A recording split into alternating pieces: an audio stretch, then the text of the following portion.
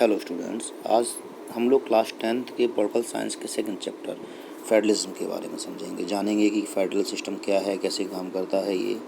और इसे समझने के लिए सबसे पहले हमें फर्स्ट चैप्टर में बेल्जियम और श्रीलंका की स्टोरीज को थोड़ा सा समझना होगा कि कैसे बेल्जियम ने सेंट्रल गवर्नमेंट की कुछ पावर्स को रिड्यूस किया और उन पावर्स को हैंड ओवर कर दिया रीजनल और लोकल गवर्नमेंट को। इससे पहले जो पावर्स जो थी रीजनल गवर्नमेंट्स की, लोकल गवर्नमेंट्स की, वो एंजॉय कर रहे थे, लेकिन सेंट्रल गवर्नमेंट जब चाहती उन पावर्स को उनसे छीन सकती थी सेंट्रल। या ये हम कह सकते हैं कि स्टेट गवर्नमेंट या लोकल गवर्नमेंट जो थी सबऑर्डिनेट थी सेंट्रल गवर्नमेंट के। इसलिए 1993 में एक लॉ पास किया गया, इसमें रीजनल गवर्नमेंट्स को कुछ पावर्स दे दी गई सेंट्रल गवर्नमेंट से लेकर के, और रीजनल गवर्नमेंट्स डिपेंडेंट नहीं रही सेंट्रल गवर्नमेंट्स के ऊपर। इस सिस्टम को हम कह सकते हैं कि बेल्जियम ने एक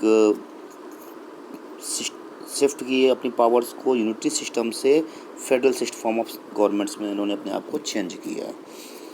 श्रीलंका की बात कर लेते हैं कि Sri Lanka continue to be for all practical purpose a unitary system where the national government has all the powers. अगर हम श्रीलंका की बात करते हैं तो ये यहाँ पर पावर्स जो थी सेंट्रल गवर्नमेंट के अंडर में ही रही और इन्होंने यूनिटरी सिस्टम को ही फॉलो किया।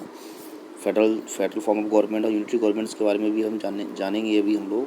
तो इस तरीके से श्रीलंका की अगर हम बात करें तो फेडरल गवर्नमेंट में चेंज नहीं कर पाई अपने आप को वो, जिसका इम्पैक्ट ये रहा कि कहीं ना कहीं वहाँ सिविल वॉर क्रिएट हुए, झगड़े हुए। तमिल्स की डिमांड जो थी वो यही थी कि वो भी श्रीलंका भी एज ए फेडरल गवर्नमेंट के फॉर्म्स में चेंज हो। तो अब हम आ जाते हैं फेडरल सिस्टम के बारे में, पढ़ लेते हैं कि फेडरल सिस्टम क्या है और फेडरलिज्म किस तरीके से वर्क करता है।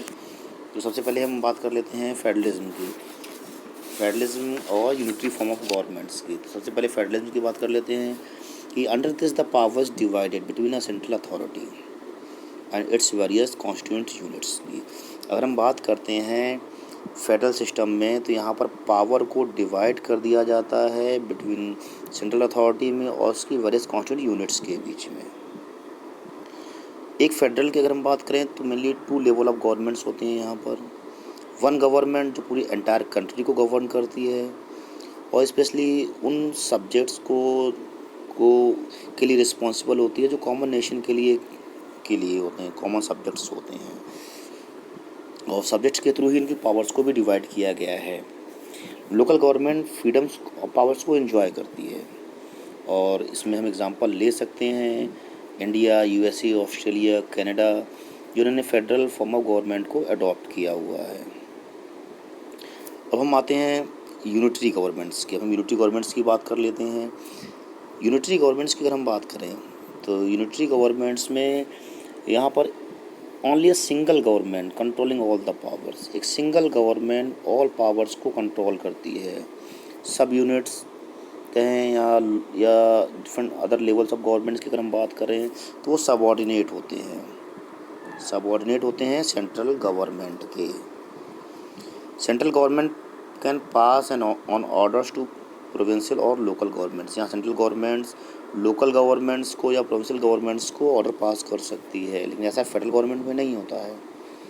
फेडरल गवर्नमेंट में सेंट्रल गवर्नमेंट और स्टेट गवर्नमेंट्स इंडिपेंडेंट पावर्स को एंजॉय करते हैं। State governments has powers of its own for which it is not answerable to the central government. State governments की अपनी खुद की पावर्स हैं जहाँ पर वो आंसरेबल नहीं है सेंट्रल गवर्नमेंट के लिए। हम ये कह सकते हैं कि अपनी सेपरेट पावर्स को एंजॉय करते हैं फेडरल सिस्टम्स में स्टेट गवर्नमेंट्स या लोकल गवर्नमेंट्स। अब आते हैं इनके की फीचर्स की, हम लोग बात कर लेते हैं कि की फीचर्स क्या हैं फेडरलिज्म के। देयर आर 2 और मोर लेवल ऑफ गवर्नमेंट। जहाँ पर भी फेडरल सिस्टम होगा वहाँ गवर्नमेंट्स का लेवल 2 और मोर लेवल होगा। इसको हम टायर्स ऑफ गवर्नमेंट्स भी कह सकते हैं। तो इंडिया की अगर हम बात करें, इंडिया 3 टायर ऑफ गवर्नमेंट्स है, central government, state governments and local governments. Different tyres of governments same citizen को गवर्न करते हैं, यानी कि जो रूलिंग हो रही है वो सेम सिटीजन पर हो रही है। जैसे हम लोगों को अपने लिए बात करें तो हम लोगों पर सेंट्रल गवर्नमेंट भी रूल कर रही है, स्टेट गवर्नमेंट भी कर रही है और लोकल गवर्नमेंट्स भी हम रूल करती है। इनके डिफरेंट पावर्स के, हम जुडिक्शंस की अगर हम बात करें, चाहे लेजिस्लेशन के फॉर्म्स में हो, टैक्सेशन में हो और एडमिनिस्ट्रेशन में हो, सब अलग अलग हैं। कैसे स्टेट गवर्नमेंट फॉर्म्ड होगी, कैसे लोकल गवर्नमेंट फॉर्म्ड होगी, टैक्स का प्रोसेस क्या होगा, एडमिनिस्ट्रेशन सिस्टम कैसा होगा, तो सबके के प्रोसीजर अलग अलग स्पेसिफाइड है हमारे कॉन्स्टिट्यूशन में। The jurisdiction of the respective levels of और tiers of governments are specified in constitution. मैंने बताया कि हमारे कॉन्स्टिट्यूशन में इसको स्पेसिफाइड किया गया है और ये गारंटीड है, कोई इसको छीन नहीं सकता हमसे। Fundamental provisions of the constitution can not be unilaterally changed by one level of government. अगर हम फंडामेंटल प्रोविजंस की बात करते हैं तो वन लेवल ऑफ गवर्नमेंट इसको चेंज नहीं कर सकती है। इसके लिए कहीं ना कहीं बोथ लेवल ऑफ गवर्नमेंट्स को एग्री होना ज़रूरी है। इसमें सबसे इम्पोर्टेंट रोल आ जाता है कोर्ट का, जो कहीं ना कहीं एक अंपायर का रोल प्ले करता है और हमारे पावर्स को अंपायर का कह सकते हैं, गार्जियन का कह सकते हैं, जो हमारे हमारे फंडामेंटल राइट्स को, या ये हम कह लें कि हम डिफरेंट लेवल ऑफ गवर्नमेंट्स को उस कंडीशन में प्रोटेक्ट करता है जब उनकी पावर्स को, उनके राइट्स को छीनने की कोशिश की जाती है। या ये कहें जब कभी डिस्प्यूट्स क्रिएट होते हैं बिटवीन सेंट्रल गवर्नमेंट्स में और स्टेट गवर्नमेंट्स में या लोकल गवर्नमेंट्स में, उस कंडीशन में कोर्ट एक इम्पॉर्टेंट रोल प्ले करता है, उन डिस्प्यूट्स को ख़त्म कराने की कोशिश करता है ताकि कॉन्स्टिट्यूशन के अकॉर्डिंग ही गवर्नमेंट्स वर्क कर सकें। सोर्सेज ऑफ रेवेन्यू की अगर हम बात करें, रेवेन्यू को भी क्लियरली स्पेसिफाइड किया गया है हमारे कॉन्स्टिट्यूशन में, कि कोई भी कंट्री फाइनेंशियल प्रॉब्लम्स, कोई भी level of government financial problems को फेस ना करे, तो ये भी स्पेसिफाइड किया गया है। नेक्स्ट नंबर की अगर हम बात करते हैं, जहाँ पर भी फेडरल सिस्टम होगा वहाँ कहीं ना कहीं कुछ ऑब्जेक्टिव्स जो हैं वो फुलफ़िल होंगे। अगर हम अपने लिए बात करें तो हमारी कंट्री में भी हम कहें तो safe guard and promote unity of the country. Federal system हमारी कंट्री की यूनिटी को प्रमोट कर रहा है, उसे सेफ कर रहा है।